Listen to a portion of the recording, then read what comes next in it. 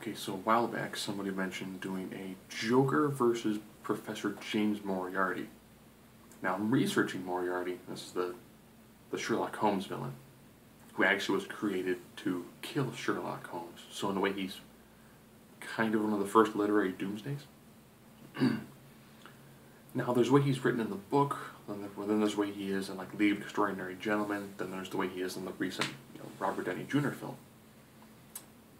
So everyone kind of puts their own little spin on it, and I was like, so exactly how do I pick the Napoleon of crime to take on the court Jester of crime? And I was like, well, why not do all three? So for the book, it'll be more of the direct classic interpretation of the book, where he is pretty much an older mathematics professor. He may or may not have his chair depending on which book you're reading. So yeah, if someone ends up being a much more older, much more established individual who's much more of a cerebral villain more than anything else. In the comics, they took that same idea and they tweaked it a little bit more, and they definitely gave him more of almost kind of like a Victorian era with a bit of a sci-fi build into it. Then of course we've seen the Robert Downey Jr. film, I think it was A Game of Shadows. You saw somebody who was not only a mental equivalent to Sherlock Holmes, the Robert Downey Jr. style Sherlock Holmes, was also a physical one as well. This one actually took the idea that he was a boxing champion at Cambridge. So we're going to go through all three iterations. As always, I do a sort of 9-point system. You have fighting, intelligence, strength, speed, durability, and vulnerability. This is if you have any sort of body armor. Energy projection, this is you at range. Versatility, and X factor. So we'll go from the book. Fighting ability. They more or less have him as an elderly gentleman who is not known for having any sort of physicality. He was pretty much brought in to be the person who was the mental equivalent of Sherlock Holmes. So fighting ability, there's the Joker. Intelligence, yeah, this is Moriarty. Strength. Again, you've got kind of an older guy. Some of the interpretations have him almost being a guy who's not quite wheelchair bound, but not somebody who is a very strong individual. This is essentially a very cerebral individual. Think kind of like Professor X, but a villain with no telepathy. So strength is the Joker. This Joker normally is shown as a relatively young individual, 30s and 40s. Taking on someone who's in like his late 50s, probably going to be pretty easy physical combat. Speed. Again, this is the Joker. Joker is more in the prime of his life, where Moriarty is classically written as someone who is somewhat beyond his physical prime. Durability. And vulnerability. Energy projection. Again, this is the Joker. Moriarty has actually been shown to use I think they had him using I want to say it was an air-powered cane rifle. But beyond that, he was much more known for someone who was more in the background, making all the other pieces move, and not the person directly moving the pieces. So versatility. That was actually going to go to Moriarty. Moriarty had a tremendous amount of skill when it came to getting the pieces to move and organizing the pieces properly. An X factor. That also again goes to Moriarty. So Joker being assigned to be a character who was both some of a physical aspect as well as a mental aspect against Batman, he does definitely share a much greater chance of beating the more classical literal interpretation of the way Moriarty was written for the books. Moriarty wasn't somebody who walked around with guns. He wasn't somebody who walked around with body armor. He would be more kind of like the Riddler. He'd be much more of the cerebral sort of character who really didn't get his hands dirty because he didn't want to. He didn't need to. Against somebody who gets his hands dirty on a daily basis. So now in the comic interpretation, again, now he's got more of a science fiction sort of acclimate to him.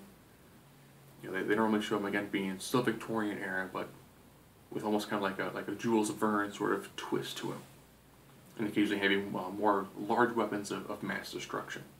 This would also kind of include the way he was interpreted when it came to the League of Extraordinary Gentlemen movie, very loosely based upon the work of Alan Moore. So again, we're going to investigate fighting ability. In the comics, again, he is shown as an older gentleman, so fighting ability still goes to the Joker. Intelligence.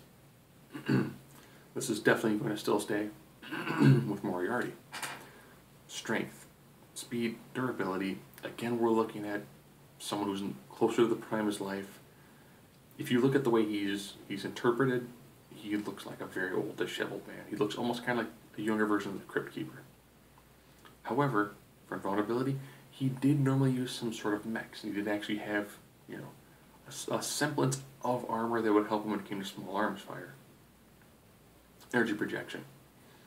Yeah, you now have somebody who is using essentially steampunk era science fiction weaponry.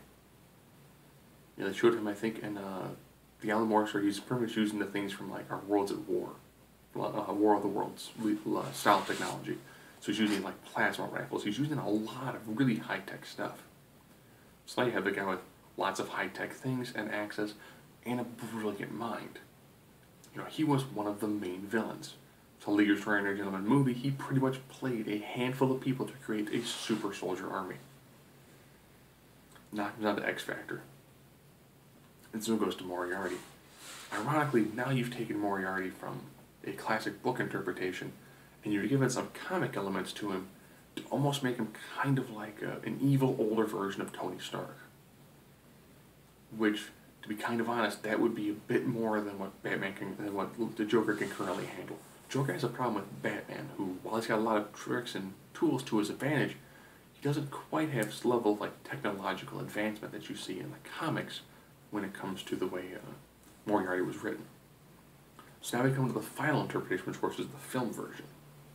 So here you have Moriarty, he's slightly just past the prime of his life, but is still engaged in a regular physical activity because he was a classically trained boxing champion. So here we go again. Fighting ability. Joker is very much a brawler. If he's taking on a classically trained English boxer, he's going to get that daylight beaten out of him. Intelligence. This is Moriarty. Strength. If you watch the Robert Downey Jr. film, you will see that Moriarty in this one, he is a very, very strong individual when it comes to your standard human sense. He's not superhuman, he's not metahuman, but he is a very strong individual. Joker, on the other hand, is normally not shown as someone who engages in a tremendous amount of physical activity. So strength, this one is definitely going to go to Moriarty. Speed, this one can kind of be a toss-up. You know, while Joker is definitely something a little more on the thinner side, a little more on the wiry side, a little more on the younger side, if you watch the movie, they did actually show what appeared to be a level of almost of more of a meta-human sort of speed, but it was more a thing tied to his intelligence and knowing what his opponent was going to do and then countering before he was actually doing it. So for technical speed, it's actually going to be the Joker's advantage. When it comes to the application of that speed, that falls more into Moriarty, but in this one I will say the Joker is technically faster. Durability. When you watch that ending fight sequence and they show the amount of damage that Moriarty's able to take, he is a boxer. A boxer who retained a level of his advanced intellect.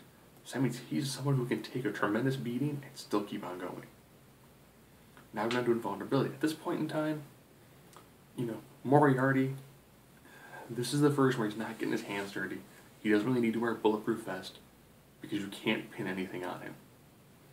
He's now more almost like a Lex Luthor sort of villain, where regardless of what you're going to try to do, you can't pin it on him. He's just too smart of an individual.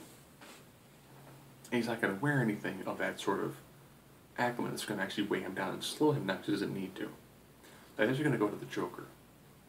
The Joker, you know, he's not someone who's normally known for a high degree of invulnerability, but he does have a high enough tolerance of pain that you can probably slowly tweak that towards his side when it comes to a level of invulnerability.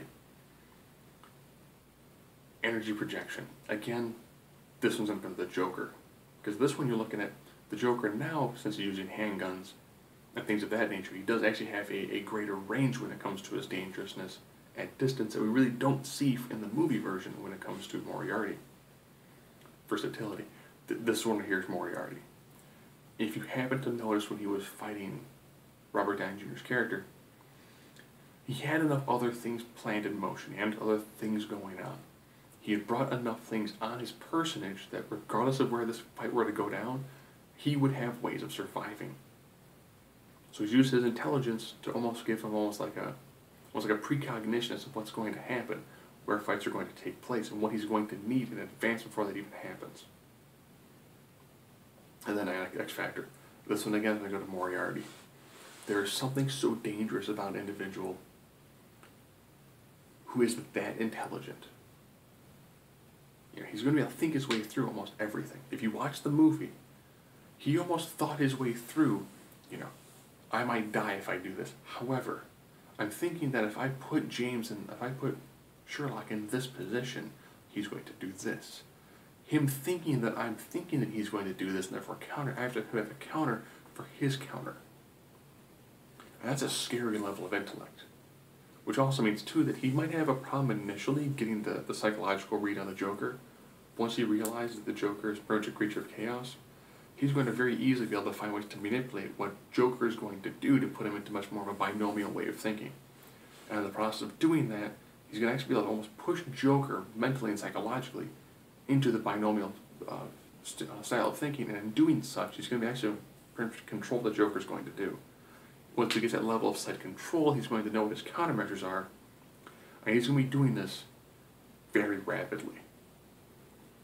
So if it's Joker versus the book interpretation, he's going to curb stomp it. The comic interpretation, you know, Alan Moore threw a lot more things into the Moriarty repertoire, which pretty much means he's going to defeat the Joker. If you compare him with how he is presented in the movie, to Robert Downey Jr.'s character, he is quite easily going to defeat the Joker.